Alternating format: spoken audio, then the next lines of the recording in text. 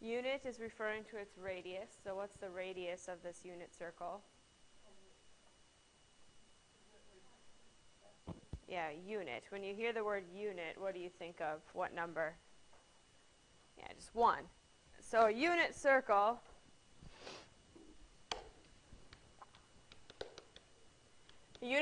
has a radius of 1. Okay? So on that circle that you have, it has a radius of 1. How do you find the circumference of a circle? 2 pi r is the circumference.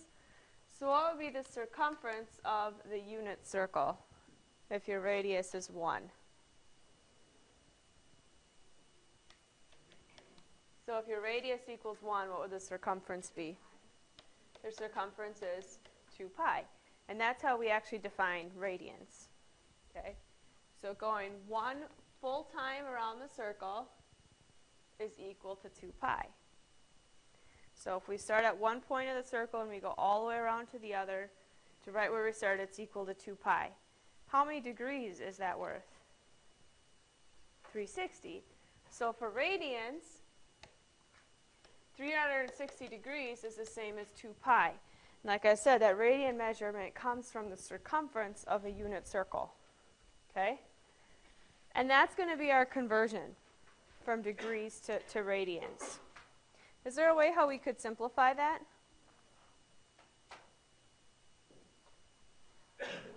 If 360 degrees is equal to 2 pi, what would pi have to be equal to?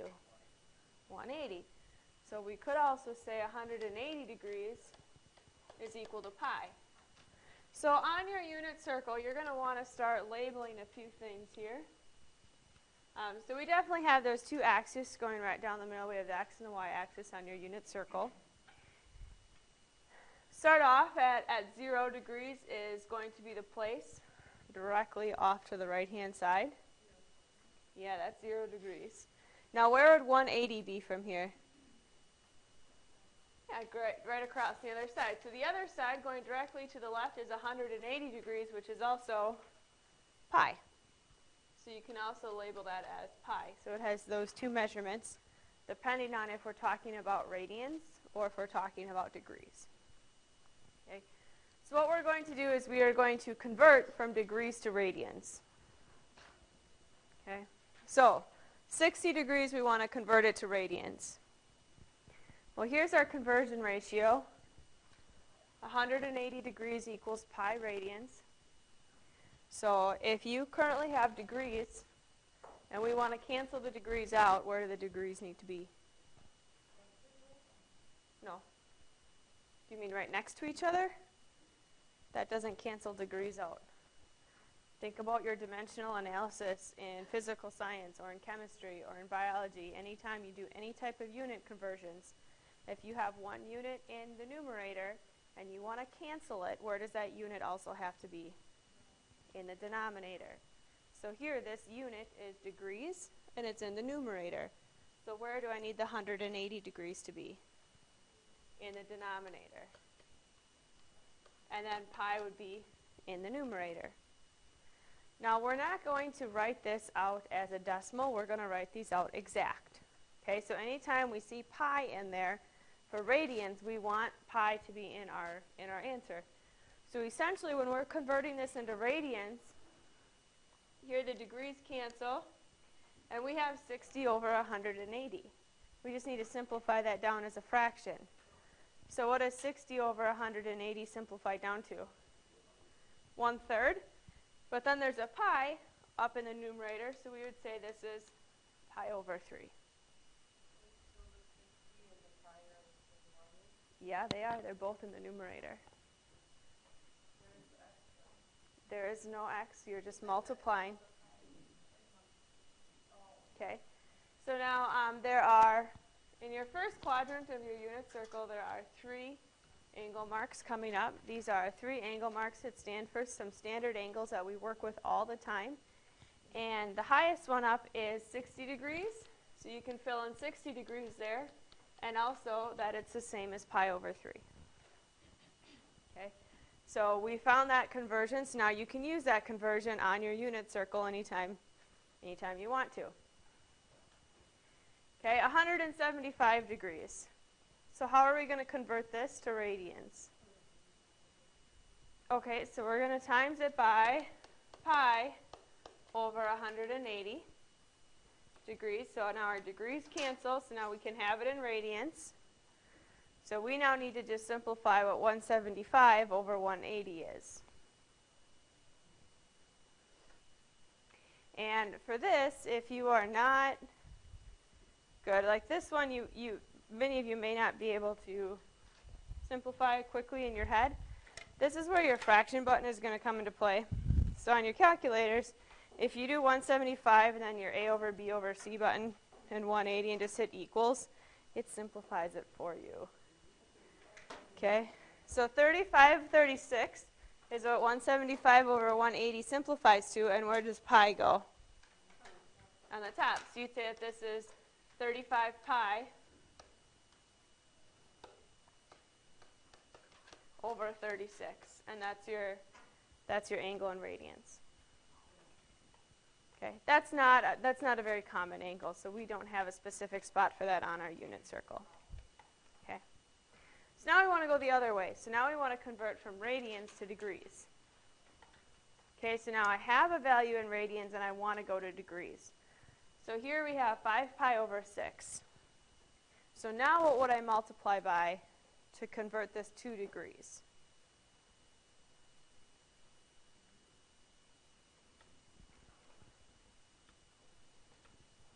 So I want degrees at the end, right? Which means what unit needs to be in the numerator at the end? 180. Yeah, the 180 degrees has to now be in the numerator because I want degrees at the end. So if I put 180 in the numerator, where does pi have to go? In the denominator. All right, so now what happens to your 2 pi's? Your pi's cancel. And so now you just have to take 5/6 times 180.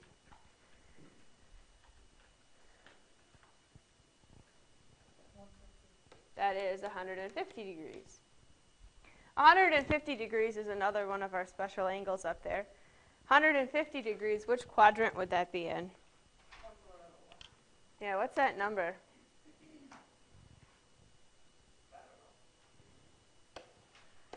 Here's your first quadrant. Where's your second quadrant? There's your second, there's your third, and there's your fourth. So 150 degrees ends up being in which quadrant? The second quadrant. So on your unit circle, you have 3 lines over there in your second quadrant.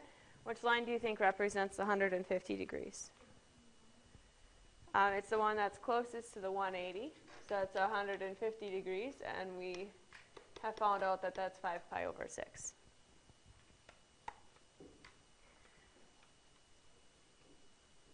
Okay, we'll do one more conversion here. 7 pi over 8. So what would we have to multiply this by to convert it to degrees? Okay, so we're going to times this by 180 over pi. So what happens to your pi's? Okay, so your pi's cancel. So it means you are taking 7/8 times 180. And so 157.5 degrees. Do you think that's one of our special angles? No. No. Okay. So now my next question is, what do you think are the special angles on here? So we see 60 degrees on there. Think about right triangles. 90. There's 90. Okay, so where would 90 degrees be on here? Okay, so this would be 90 degrees. I'll let you guys figure that out in radians when you eventually do that problem. Okay. What type of special triangles do we work with? 30, 60, 90s? So we already have a 60 degrees on here. So this bottom one here is 30. And then the middle would be 45. And you're going to actually follow those increments all the way around. So 90, what would your next one be? So we have a 30, 60, 90 here, right? We want to think about what we would have on the other side. Yeah, so it would be 120. And then what would the 45 degree angle be going that way? Yeah, 135. How did you figure out 135? Because you're smart. Okay, but what'd you do? Okay, so that's one way that you can look at it. From 30 to 45 degrees, 15. So that's got to be 15 there too. The other way is 45 degrees. So 45 and 90, that difference between 135 and 90 is 45. Or the difference between 180 and 135 is 45. All right, so if you see any of these angle measures on your assignment, you can certainly fill them in with radians. And we'll get to filling them all in by, I guess, Thursday for you guys, because I see you guys Thursday, not Friday. All right, so now what we're going to do is we're going to draw each angle. Okay, and this is another place where your unit circle will kind of help you out, because it will show you an idea of where your angle should end up. Okay, so we're going to draw each angle, and it's set in standard position, so that means we are starting from 0 degrees, and from 0 degrees we want to go that far. Okay, so what we kind of want to ask ourselves each time is, where or in what quadrant does this angle end up falling? Okay, so 120 degrees. What quadrant does 120 degrees end up falling into? The second quadrant. So how you're going to draw this angle, so you're going to draw a little x and y axis. You're going to start at the 0 degrees, so on the right-hand side. And you're going to draw a little arrow going over into your second quadrant. This is telling us that we are going over to our second quadrant, and then you can draw your line out indicating the angle. So the arrow going over to your angle measure is indicating that we had to go in that direction, so counterclockwise, to get to that measurement.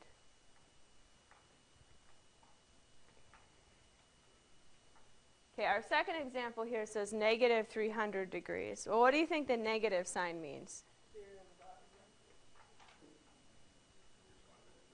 You're going backwards. So instead of going to the left or counterclockwise, the negative sign here means that you're going clockwise. So you're turning in the opposite direction. Okay? So let's think about your quadrants here. So here we had 0, 90, and 180.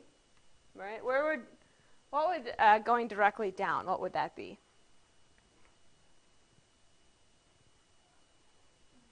What angle would be going directly down? 270. And if we went a full time around, what else would be at 0 degrees? 360. Okay, so where would 300 be if we went positive? Where would 300 degrees end up being if we went positive? Yeah, it'd be over here in the fourth quadrant. But now we want to go negative, so we want to go in the opposite direction. So where would it end up being? In the first, yep. So we draw a little axis, and we're going to go the opposite direction.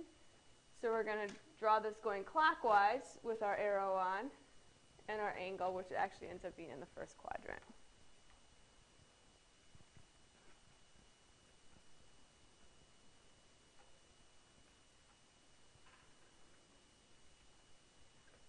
Okay, we're going to drop straight down and do pi over 6 next.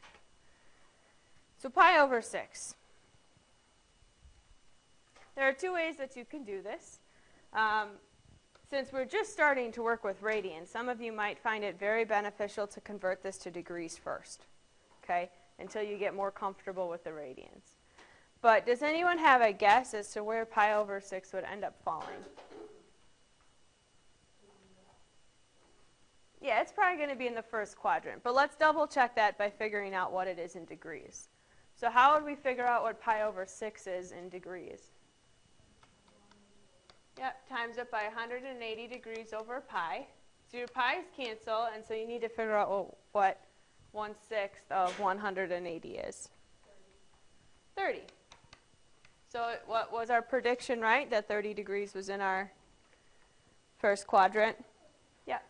That also means that up here on your unit circle next to 30 degrees, what radian measurement can you write down? You can write down pi over 6. We just did that conversion. Okay. So draw out your little x and y, Just go up a little bit into your first quadrant, and there's your pi over 6 angle. And like I said, until we get more comfortable with radians, you probably do want to convert them, okay? But once you get comfortable with them, you won't need to do that. Okay, so the last one we'll do of this type is negative 3 pi over 4. So what does the negative sign mean? We're going opposite, so we're going to go clockwise here. And so let's just focus on the 3 pi over 4 part. Which quadrant do you think that will fall into? Yeah, the second. And that's a very good guess, and that's where it ends up falling. Let's figure out what 3 pi over 4 is in degrees. So what would we multiply this by? 180 over pi. So your pi's cancel, so you have to take 3/4 of 180. It doesn't matter. You can take the negative or the positive, but we're just trying to figure out what 3 pi over 4 is. 135 degrees. So negative 3/4 pi is like negative 135 degrees. Well, wasn't that an angle that we had written up here too? So at 135, what radian measurement can we put? Yeah, we can put 3 pi over 4. Okay, so if we want to sketch this angle or draw this angle, what quadrant will it be now? Because we're negative.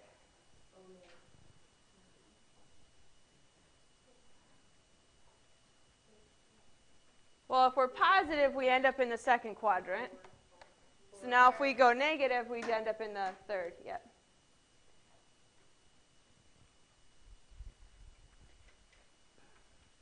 Is that okay?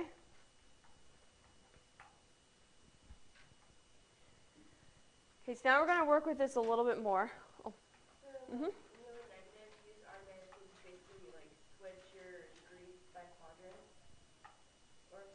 You go in you go clockwise that degree. So 135 degrees, we would normally go to the second quadrant. That's 135 degrees. So now we have to envision going this same distance, but in the negative direction. Okay. So now we're going to find one angle with a positive measure and one angle with a negative measure that is coterminal with each angle. So we have a vocab word here, coterminal. What do you think coterminal means? It can mean both ways. Not quite both ways. What does that prefix co generally mean?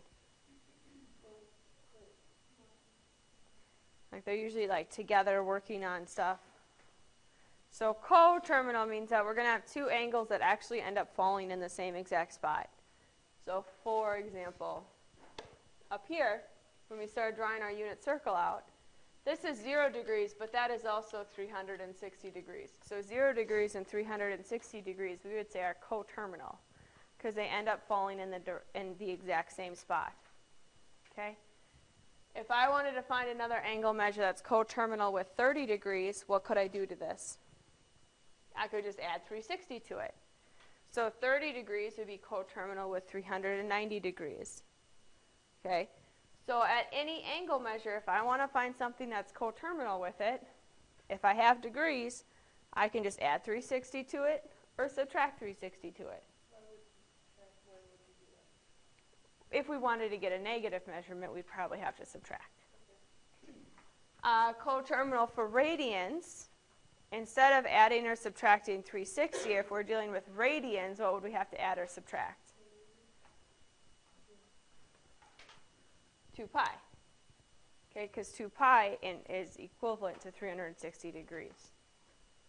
So here we have 50 degrees, so we want to find another angle that's in the positive measurement and an angle with a negative measurement that's coterminal. So how can I get another positive one?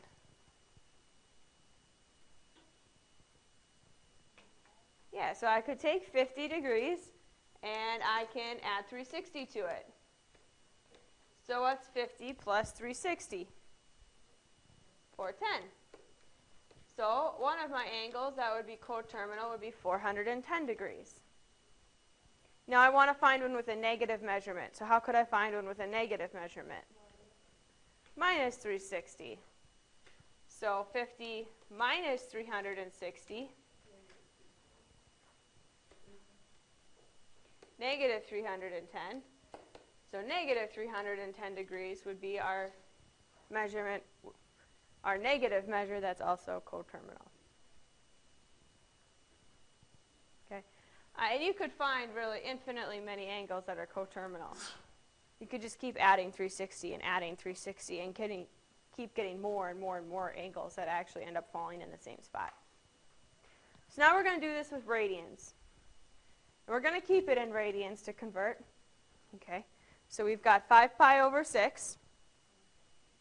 So we have 5 pi over 6. So now, since it starts with radians, we want to answer in radians.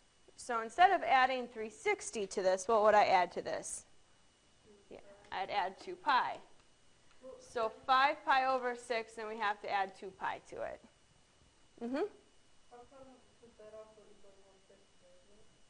It does. It does equal 150. However, since we start with radians, we want our answers to be in radians. Okay? Now, how do you add things with fractions? What needs to be the same? The denominator. So if this is 5 pi over 6, how can you write 2 pi so it has a denominator of 6? Yep, so 12 pi over 6. So if you add those two together, now what do you have?